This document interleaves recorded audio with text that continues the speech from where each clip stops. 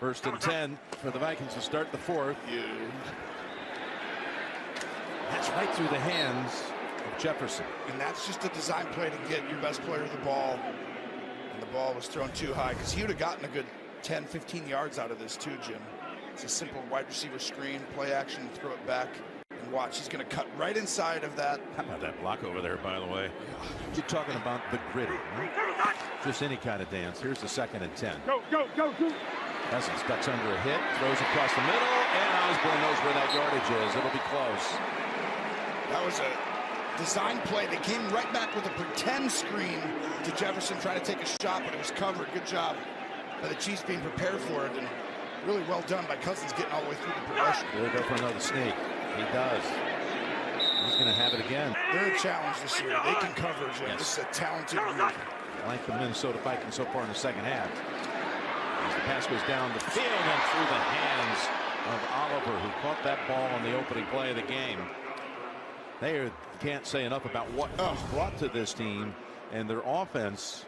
One of the great offseason pickups. I mean, I give a ton of credit. Unsung hero.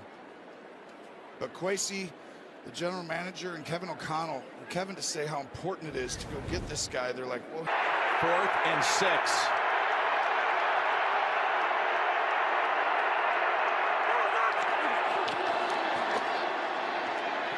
Van in the pocket, looking for his man, and he finds him at the 9-yard line. It's Addison on a 4th and 6. Cousins throws a bullet. And they give him time. They didn't come after him, and that allowed Cousins to get through the entire progression and get outside to their first-round pick, who is really this drive. Complete. Addison with the touchdown, Minnesota.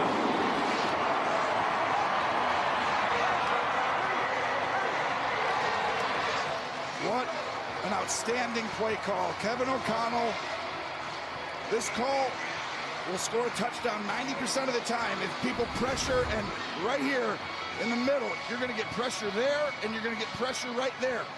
That means you don't have help in the secondary, and if you throw a screen to the outside, that's an automatic touchdown. Good job by Darrisaw on the edge, too, the left tackle. And Hawkinson, too. Those two players really gave Madison an open lane. The extra point by Joseph is good. That's the second receiving touchdown of the year. And by the way, Cousins now becomes the first Viking quarterback ever with at least 2 touchdown passes in each of the first 5 games of the season. So short boot to Montrell Washington. That's why I think they can beat anybody. Pacheco 10 for 38. Tony. He gets spun toward and past the first down yardage. I mean, Mahomes is putting on a clinic right now, Jim. We're just taking what the defense gives him. And like you said, he gets that ball and doesn't even get the laces. And back him up to the 42 just fine. As Tommy Townsend has not had a touchback in his 12 punts this season. All pro last year, only 4 on this team. Oh dear. There's the first of the season. You just did. String earlier in this quarter. On the last drive, 1st and 15. Chris Jones coming in, pass away, and bounces around incomplete off the hands of Hawkinson, who's had a few bounce off his hands today. As Chris Jones wants to reapply and strap up. Tony, 3rd and 8. He's in man right now. Connection to Powell. My goodness, that was a big play. Well timed. Cousins hanging in that pocket. They were trying to collapse it, but he got rid of it. Yeah, on your right side of the screen, you're going to see him break out and come all the way back in. An incredible route right there by Powell, and the patience of Cousins. Right now, Kansas City's allowing you to kind of go without pressuring you. Probably around the 50, they'll start coming after him. That last play went for 13. This one to Munt, who came in for Hawkinson. He's got another in 5. But they look in phase consistently, don't they, Jim? They do. Stepping up, throwing, wide open. That's why he got rid of it. It's all the way down to about the 23-yard line with Osborne. Looked like Cousins might go ahead and break it, but instead he gets 27 out of this one. It's cover 2, and he goes up in the zone. You see the defenders looking at the quarterback.